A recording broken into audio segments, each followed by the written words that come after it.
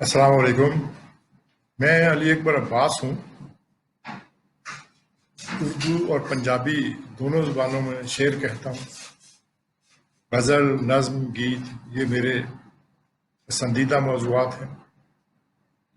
شاعری میں میری جو طبعزاد کتب ہیں ان کا شمار 3 ہے، 2 تراجم ہیں اور اس کے علاوہ 4 کتابیں غزل کی ہیں۔ میری پہلی کتاب 1978 میں برآب نیل کے نام سے شائع ہوئی تھی۔ اس میں اس وقت کے ناقدین نے بہت اس پر تنقید کی اور کہا کہ یہ کیسی کتاب اور کیسی شاعری ہمارے سامنے آئی ہے۔ مجھے لوگوں نے کچھ زیادہ پسند نہیں کیا سکا ناقدین نے، مگر جو شاعر تھے اس وقت انہوں نے کہا کہ یہ آدمی جو نیا راستہ دکھا رہا۔ اس کے بعد میری دوسری کتاب در نگاہ سے، یہ غزلوں کا مجموعہ ہے۔ پھر ایک اور کتاب دیار آئینہ، یہ تازہ ترین غزلوں کا مجموعہ ہے۔ اس کے علاوہ ہائیکو جو ایک جاپانی صنف سخن ہے جس میں 3 مصروں میں بات کی جاتی ہے، وہ ایک کتاب اس پر ہے۔ اور ایک کتاب ہے جو ہماری تہذیب سے تعلق رکھتی ہے۔ اس کا موضوع پاکستانی پنجاب کی مسلم تہذیب ہے، جس میں لوگوں کے رہن سہن کو اور زندگی کے دیگر تمام عوامل کو نظم کیا گیا ہے۔ اگر موقع ملا تو اس میں سے میں آپ کو کچھ چیزیں سناؤں گا۔ پھر ایک کتاب ہے گیتوں کی گن گیان کے نام سے۔ یہ کتاب ایک الگ سا موضوع ہے جس میں ہمارے اردو اور ہندی آمیز گیت اس میں شامل ہیں۔ تراجم کی صورت میں نے زبور اعجم جو علامہ اقبال کی ایک بہت ہی قیمتی کتاب ہے، اس کا میں نے منظوم پنجابی ترجمہ کیا ہے جسے اقبال اکیڈمی پاکستان نے شائع کیا۔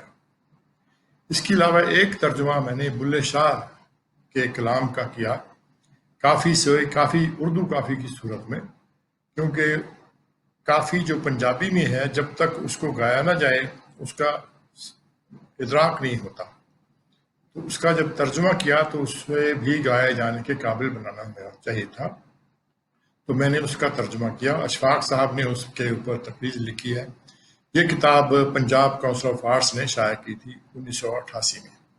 تو یہ تو میری مکتوبات کے حوالے سے بات تھی۔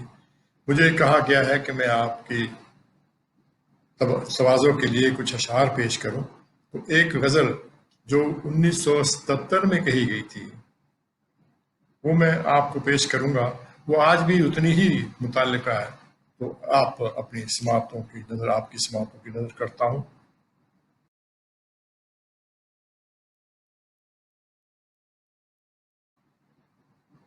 گونگے بہروں کی بستی میں پیدا ہونے والے بچے بولنا کیسے سیکھیں گے؟ گونگے بہروں کی بستی میں پیدا ہونے والے بچے بولنا کیسے سیکھیں گے؟ ناخن جڑ سے جن ہاتھوں کے نوچ دیے جائیں وہ گرہیں کھولنا کیسے سیکھیں گے؟ ناخن جڑ سے جن ہاتھوں کے نوچ دیے جائیں وہ گرہیں کھولنا کیسے سیکھیں گے؟ قاضی ہی جب شہر کا اپنے جھوٹ کو جھوٹ نہ کہنے دے اور اس کو ہی قانون بنائے، قاضی ہی جب شہر کا اپنے جھوٹ کو جھوٹ نہ کہنے دے اور اس کو ہی قانون بنائے، تو پھر شہر کے بازاروں میں لوٹ کے عادی تاجر پورا تولنا کیسے سیکھیں؟ تو پھر شہر کے بازاروں میں لوٹ کے عادی تاجر پورا تولنا کیسے سیکھیں؟ آج ہماری باتیں کڑوی، آپ کی باتیں زہریلی سی لگتی ہیں، سو وہ تو لگیں گی۔ آج ہماری باتیں کڑوی، آپ کی باتیں زہریلی سی لگتی ہیں، سو وہ تو لگیں گی۔ سینے میں جب زہر اتاریں گے ہم آپ، تو کانوں میں رس گھولنا کیسے سیکھیں گے؟ سینے میں جب زہر اتاریں گے ہم آپ، تو کانوں میں رس گھولنا کیسے سیکھیں گے؟ خاک کی خیموں کے گڑتے ہی کوئل اور پپیہے خاموشی سے ہجرت کر جاتے ہیں۔ خاکی خیموں کے گڑتے ہی کوئل اور پپیہے خاموشی سے ہجرت کر جاتے ہیں۔ ان باغوں میں پلہڑ پریمی ساون رت میں پریت کے جھولے جھولنا کیسے سیکھیں؟ گونگے بہروں کی بستی میں پیدا ہونے والے بچے بولنا کیسے سیکھیں؟ ایک اور غزل کے اشعار پیش کرتا ہوں۔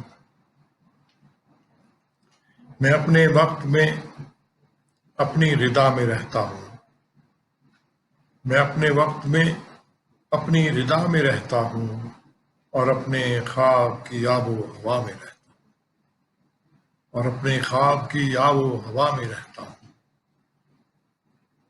میں اڑتی گرد ہوں اہل ہنر کے تیشے کی، میں اڑتی گرد ہوں اہل ہنر کے تیشے کی، اور اہل درد کی بھی خاک پا میں رہتا ہوں، اور اہل درد کی بھی خاک پا میں رہتا ہوں۔ کبھی زمین کبھی سیر گاہ ماہ و نجوم، کبھی زمین کبھی سیر گاہ ماہ و نجوم، کبھی میں عکس نظر آشنا میں رہتا ہوں، کبھی میں عکس نظر آشنا میں رہتا ہوں۔ سماعتوں پر اترتا ہوں مثل صوت یقین، سماعتوں پر اترتا ہوں مثل صوت یقین، دلوں کے واہمۂ برملا میں رہتا ہوں۔ سماعتوں پر اترتا ہوں مثل صوت یقین، دلوں کے واہمۂ برملا میں رہتا ہوں۔ میں ایک فقیر خدا مست برسر دنیا، میں ایک فقیر خدا مست برسر دنیا، جمال یار کی حیرت سرا میں رہتا ہوں، جمال یار کی حیرت سرا میں رہتا ہوں۔ میں اپنے وقت میں اپنی ردا میں رہتا ہوں، اور اپنے خواب کی آب و ہوا میں رہتا ہوں۔